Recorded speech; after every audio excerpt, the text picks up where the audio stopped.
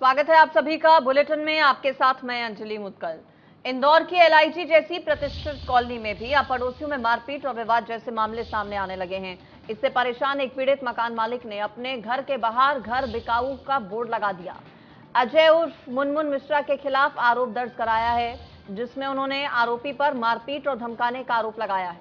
वहीं पुलिस की माने तो यह मामला दोनों के बीच का पुराना विवाद बताया जा रहा है। इंदौर में एक मकान पर लगा घर बिकाऊ का बोर्ड जो कि चर्चा का विषय बना हुआ है। बताया जा रहा है कि गुंडों से परेशान होकर मकान मालिक की तरफ से अपने घर के बाहर। इस खबर पर वापस लौटेंगे। फिलहाल इंदौर से बड़ी खबर आपको बता रहे हैं। तलावली चांदा के सामने तालाब में बच्चा डूब गया। तालाब में 3 बच्चे डूब गए हैं। तलावली चांदा के सामने तालाब में डूबे हैं बच्चे। पुलिस दल और रेस्क्यू की टीम मौके पर पहुंची है। टीम ने रेस्क्यू कर एक बच्चे को बचा लिया है। 2 बच्चे अभी भी लापता हैं, जिनके रेस्क्यू में टीम जुटी हुई हैं। तीनों बच्चे तालाब में गए थे नहाने के लिए। इंदौर के लसूरिया थाना क्षेत्र की है ये पूरी घटना।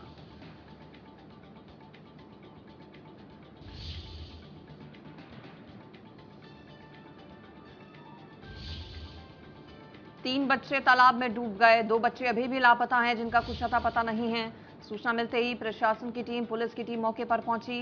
राहत और बचाव कार्य फिलहाल चल रहा है। टीम्स जुटी हुई हैं, लगातार कोशिशें हो रही हैं पिछले कई घंटों से। इंदौर से ये खबर। तालाब में 3 बच्चे डूब गए। परिवार वालों का रो रो कर बुरा हाल है। तलावली चांदा के सामने ये तालाब है जिसमें 3 बच्चे डूब गए।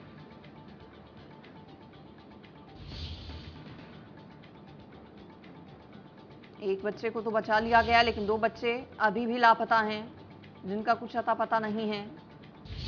परिवार वाले परेशान हैं, चिंता में हैं। रेस्क्यू टीम लगातार राहत और बचाव कार्य में जुटी हुई है। इंदौर से ये खबर आपको बता रहे हैं। तलावली चांदा के सामने तालाब का ये पूरा मामला।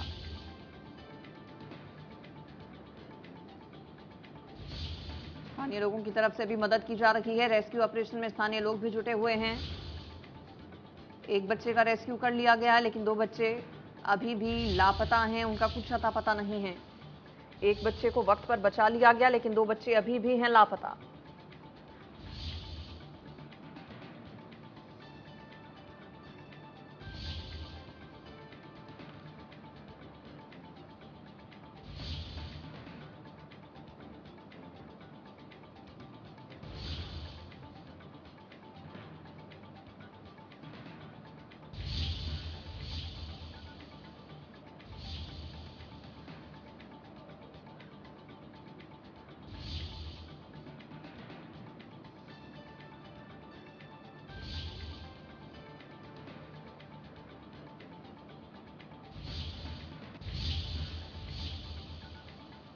खबरों में आगे बढ़ेंगे। बड़ी खबर रायपुर से, जहां कांग्रेस पीसीसी चीफ दीपक बैज राजीव भवन पहुंचे। एयरपोर्ट से राजीव भवन तक कार्यकर्ताओं ने भव्य स्वागत किया। कांग्रेस भवन में पदभार ग्रहण किया जाएगा। पदभार ग्रहण करने के बाद बैठक में शामिल होंगे नए पीसीसी चीफ। लड्डुओं से तोलकर स्वागत होगा। मुख्यमंत्री भूपेश बघेल समेत कांग्रेस के वरिष्ठ नेता मौजूद रहेंगे। छत्तीसगढ़ में नया पीसीसी चीफ दीपक बैज को बनाया गया है। राजीव भवन पहुंचने पर दीपक बैज का जोरदार स्वागत किया गया। एयरपोर्ट से राजीव भवन तक कार्यकर्ताओं ने, उनके समर्थकों और प्रशंसकों ने भव्य स्वागत किया। कांग्रेस भवन में पदभार ग्रहण किया जाएगा दीपक बैज की तरफ से। खास कार्यक्रम इस दौरान कांग्रेस पार्टी की तरफ से रखा गया है। लड्डुओं से तोलकर दीपक बैज का स्वागत।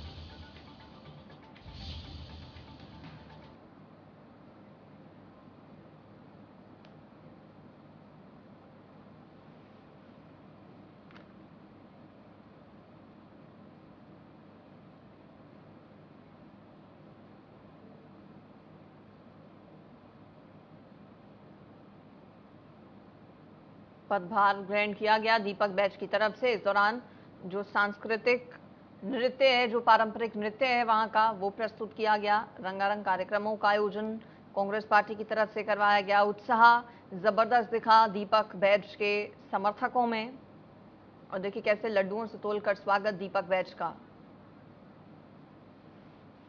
इस पर ज्यादा जानकारी ले लेते हैं। मेरे साथ दीपक विश्वकर्मा जुड़ गए हैं रायपुर से ज्यादा डिटेल्स के साथ। दीपक, पदभार ग्रहण किया जा चुका है क्या दीपक बैज की तरफ से? कितनी चुनौतियां रहेंगी आगे उनके सामने, चूंकि विधानसभा के चुनाव भी हैं कुछ महीने बाद?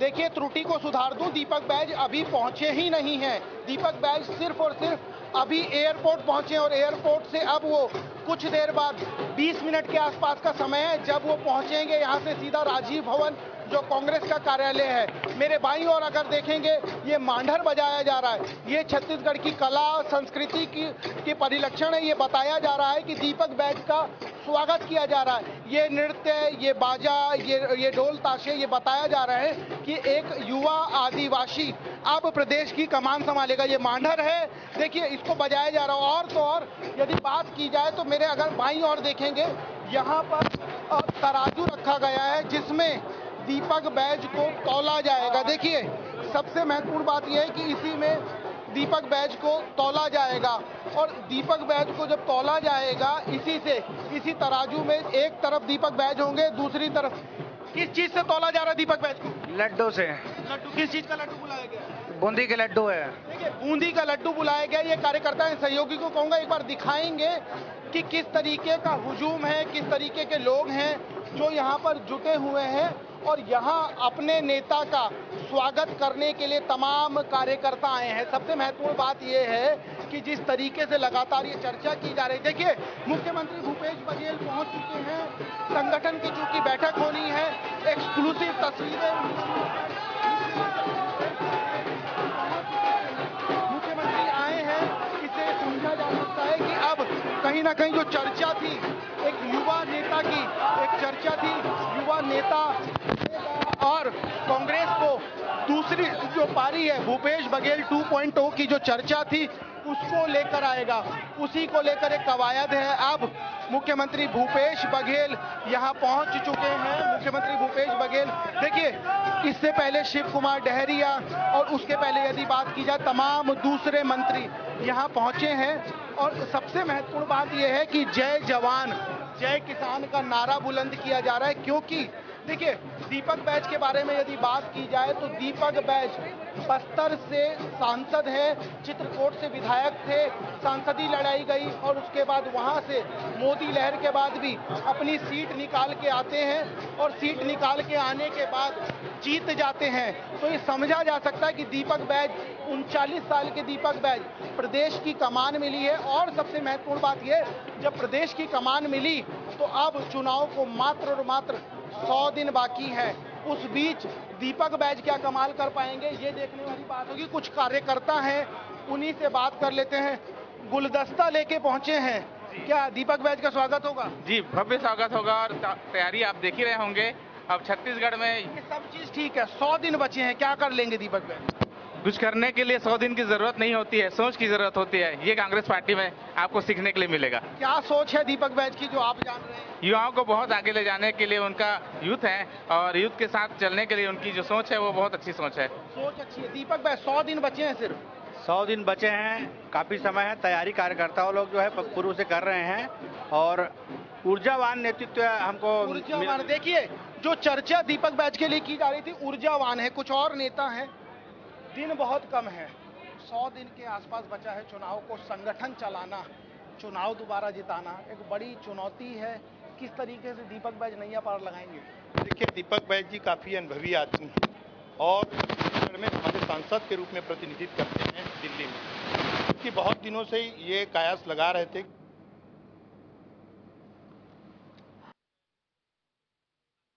तैयारियां सभी पूरी हो चुकी हैं। मुख्यमंत्री भूपेश बघेल वहां पर पहुंच चुके हैं। दीपक बैज का इंतजार किया जा रहा है। एयरपोर्ट वो पहुंच चुके हैं और अब यहां पहुंचेंगे। उत्साह देखते ही बन रहा है कांग्रेस के नेताओं और कार्यकर्ताओं में। लड्डुओं से तोला जाएगा दीपक बैज को।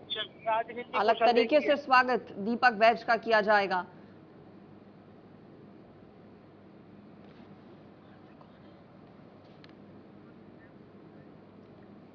तो थोड़ी देर में कांग्रेस भवन पहुंचने वाले हैं दीपक बैज और जबरदस्त स्वागत इस दौरान उनका यहां पर किया जाएगा। तैयारियां सभी पूरी हो चुकी हैं। 100 दिन लगभग करीब 100 दिन बचे हैं चुनावों में। समय बहुत ज्यादा नहीं बचा है, ऐसे में चुनौतियां बहुत ज्यादा होंगी। क्या रिपीट कर पाएंगे एक बार फिर से कांग्रेस पार्टी की सरकार क्या एक बार फिर से रिपीट कर पाएगी, ये देखना होगा। क्या एंटी इनकम्बेंसी जो है उसका सामना कांग्रेस पार्टी कर पाएगी छत्तीसगढ़ में, क्योंकि बीजेपी भी कोशिशों में जुटी है कि सत्ता में यहां पर वापसी हो, लेकिन कांग्रेस पार्टी भी अपनी रणनीति के साथ आगे बढ़ रही है। और सबसे महत्वपूर्ण बात दीपक बैज के लिए कही जाती है कि दीपक बैज मोदी लहर के बावजूद चुनाव जीत गए, चुनाव भी लोकसभा का। अब दीपक बैज को लेकर जो चर्चाएं हैं वो ये है कि दीपक बैज जिस भूपेश 2.0 की मतलब भूपेश को दोबारा लाने की जो चर्चा की जा रही है उसमें दीपक बैज कितना कारगर होंगे, क्योंकि तमाम कार्यकर्ताओं का हुजूम ये बता रहा है कि दीपक बैज कहीं ना कहीं नैया पार लगाने की तैयारी में। और ये संगठन, क्योंकि सबसे महत्वपूर्ण होता है संगठन, यदि आपने मजबूत कर लिया तो आप सत्ता के शिखर पर जा सकते हैं। अब दीपक बैज इस 80 दिनों में क्या करते हैं, कार्यकर्ता हैं, झंडा बुलंद करते हैं, नारेबाजी करते हैं और यही मतदाताओं को बूथ तक ले जाते हैं। इन्हीं से समझ लेते हैं इनके नेता क्या करेंगे।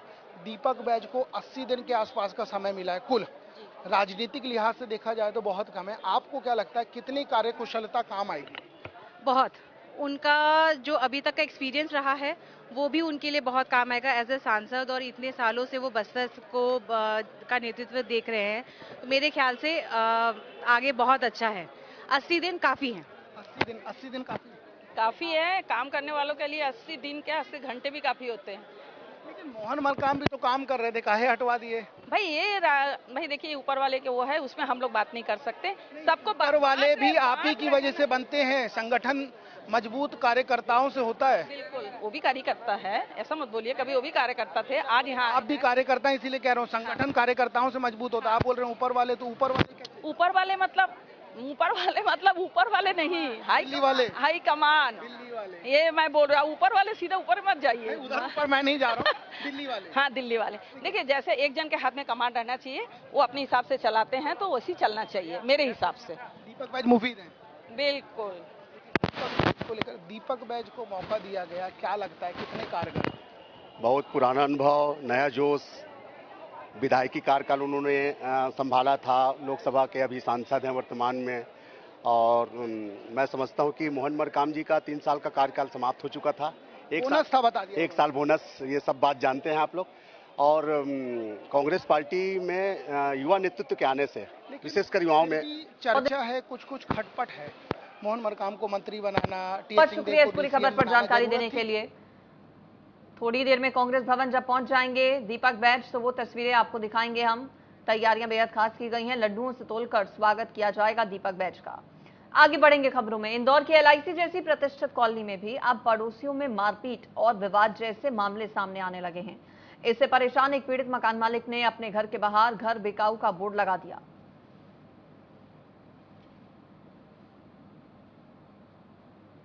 और ये चर्चा का विषय बना हुआ है। दरअसल पड़ोसी से परेशान आकर बताया जा रहा है कि ये बोर्ड जो है घर बिकाऊ का वो लगाया गया है। गुंडों से परेशान आकर मकान मालिक ने ये कदम उठाया। सूचना पुलिस तक पहुंची। पुलिस पूरे मामले की जांच पड़ताल कर रही है, लेकिन सवाल कई सारे हैं। सवाल ये कि क्या गुंडे बदमाशों के हौसले इस कदर बुलंद हो जाएंगे कि लोग अपने घर छोड़ने को मजबूर होंगे? शासन और प्रशासन क्या इस पर गंभीर नहीं है? ये बड़ा सवाल है।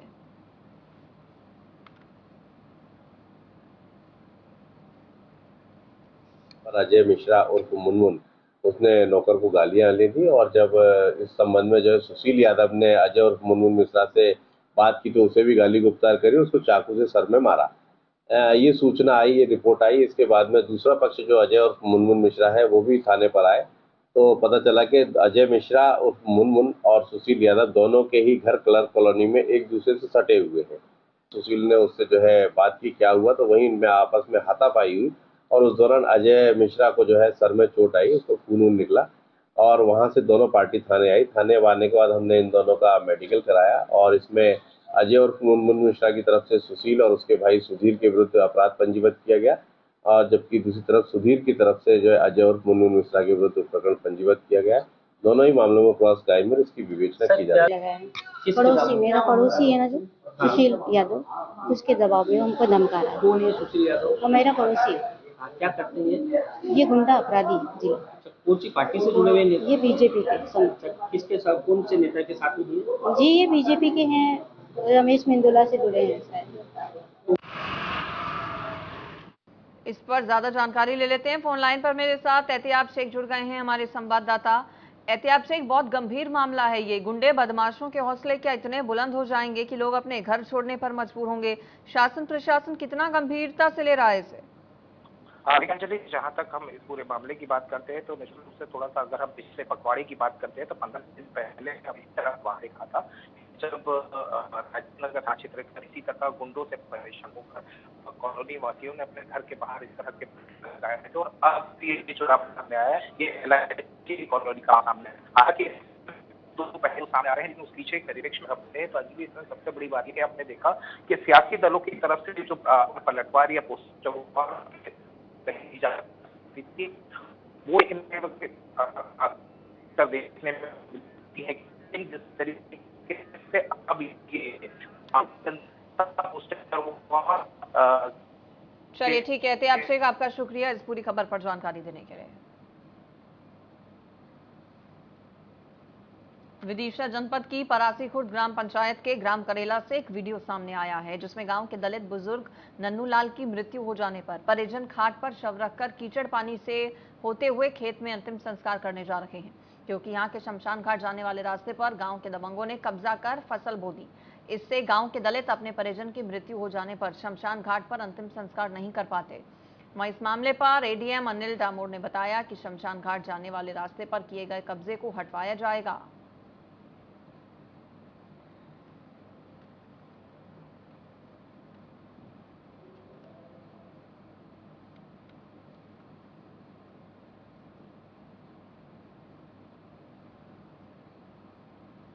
तो देखिए मजबूरी कैसी है लोगों के सामने, दबंगों की गुंडागर्दी कुछ ऐसी है।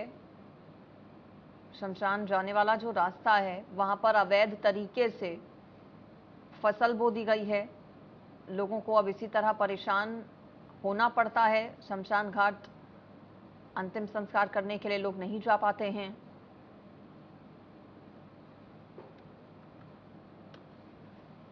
बुजुर्ग व्यक्ति का शव लेकर जो परिवार वाले हैं वो बेहद परेशान नजर आए। अवैध अतिक्रमण से जुड़ा है ये पूरा मामला।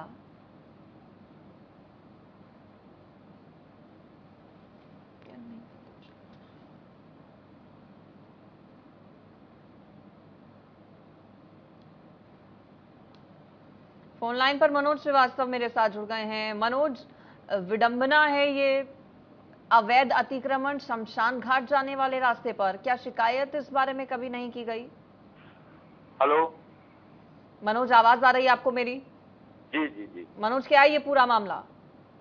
ये परासी खुर्द ग्राम पंचायत के ग्राम करेला का मामला है, जहाँ पर शमशान घाट स्वीकृत हुआ था लेकिन उसका निर्माण नहीं हो पाया और शमशान घाट जाने के लिए कोई सरकारी रास्ता नहीं था। तो जिनकी जमीनें थी जी गाँव के लोगों की, उन्होंने कुछ सालों पूर्व रास्ता दिया था लेकिन शमशान घाट का निर्माण नहीं हुआ।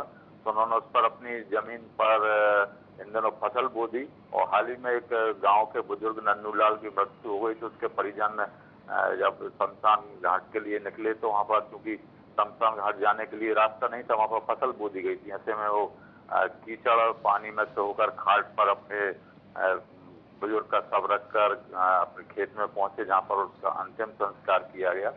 काफी समय से स्थिति बनी हुई है वहाँ पर शमशान घाट न होने के कारण, क्योंकि गांव में अधिकांश जो रहते हैं और दलित वर्ग के लोग रहते हैं। 15 से 20 घरों की ये बस्ती है गांव में। और इस संबंध में मैंने ADM अनिल डामोर से बात की तो उनका कहना था कि हम जो अगर कब्जा है शमशान घाट जाने के लिए उसको हटवाएंगे और शमशान घाट का निर्माण जल्द कराएंगे। ठीक है, शुक्रिया आपका इस जानकारी के लिए। आगे बढ़ेंगे खबरों में। बड़ी खबर आपको बता देते हैं सतना से जो कि मिल रही है। महिला के ऊपर ट्रैक्टर चढ़ाने की कोशिश की गई है सतना में। सतना से ये बड़ी खबर, जमीनी विवाद का ये पूरा मामला। महिला के ऊपर ट्रैक्टर चढ़ाने की हुई है कोशिश। विवादित जमीन पर जुताई करने के लिए महिला गई थी। आरोपियों ने महिला पर ट्रैक्टर चढ़ाने की कोशिश की। विवादित जमीन है दरअसल ये, जिसको लेकर दो पक्ष आमने सामने हैं। महिला जुताई करने के लिए गई थी खेत में, दूसरे पक्ष की तरफ से महिला पर ट्रैक्टर चढ़ाने की कोशिश हुई। और ये देखिए तस्वीरें भी सामने आई हैं, कैसे महिला को जान से मारने की कोशिश की गई, ट्रैक्टर चढ़ाने की कोशिश हुई। बहस पहले महिला की कुछ लोगों के साथ हुई और उसके बाद फिर महिला पर ट्रैक्टर कैसे चढ़ाने की कोशिश हुई, ये आप देखिए। तस्वीरों को देखकर ये नजर आता है कि कुछ लोगों की तरफ से महिला को पहले डराने धमकाने की कोशिश की गई और उसके बाद फिर ट्रैक्टर चढ़ाने की भी कोशिश महिला पर। देखिए कैसे महिला को घसीटा गया, ट्रैक्टर चढ़ाने की जब कोशिश हुई, जान जा सकती थी इसमें महिला की। ये तस्वीरें एक्सक्लूसिव हम आपको दिखा रहे हैं जो कि सतना से सामने आई हैं। जमीन विवाद से जुड़ा ये पूरा मामला। फोन लाइन पर मेरे साथ उमेश जुड़ गए हैं। उमेश, कब की ये तस्वीरें हैं, क्या विवाद चल रहा है दो पक्षों के बीच में? ये जमीनी विवाद है, 14 तारीख की घटना है। ये इनके खेत में इन्हीं के परिवार के कुछ लोग जुताई कर रहे थे। इस महिला को पता चला तो मौके पे वहां पे जाकर रुकवाने की कोशिश की हो, लेकिन उन्हीं के परिवार के लोग हैं, ट्रैक्टर रोके नहीं। वहाँ महिला ने जब रोकने की कोशिश की, लेकिन ट्रैक्टर से कुचलने की कोशिश भी किया गया उसको। उस महिला को फिर गंभीर रूप से जिला अस्पताल में भर्ती कराया गया, जिसकी शिकायत सिविल लाइन थाने भी की गई। ठीक, शुक्रिया आपका इस जानकारी के लिए। तो देखिए कल की ये तस्वीरें बताई जा रही हैं, 14 तारीख की, दो पक्ष आमने सामने और ये दोनों पक्ष परिवार के ही लोग हैं। जमीन को लेकर विवाद परिवार वालों के बीच ही।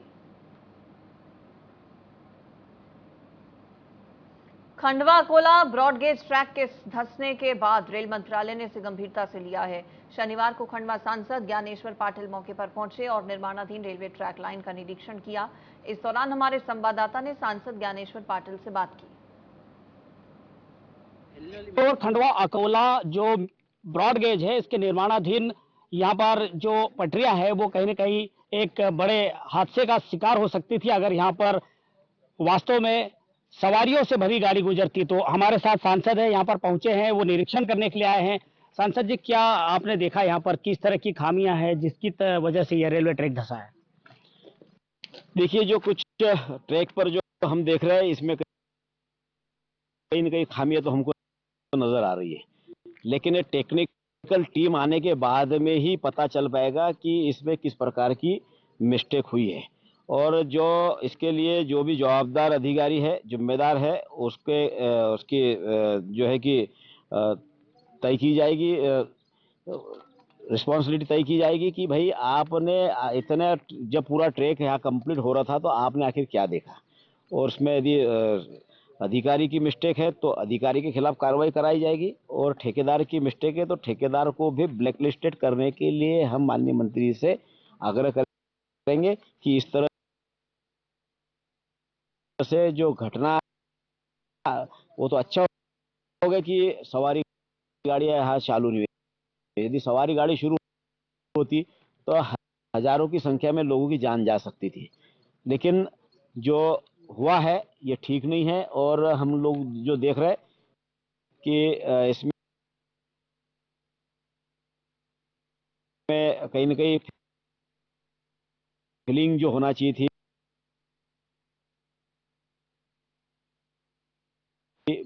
वो फिलिंग।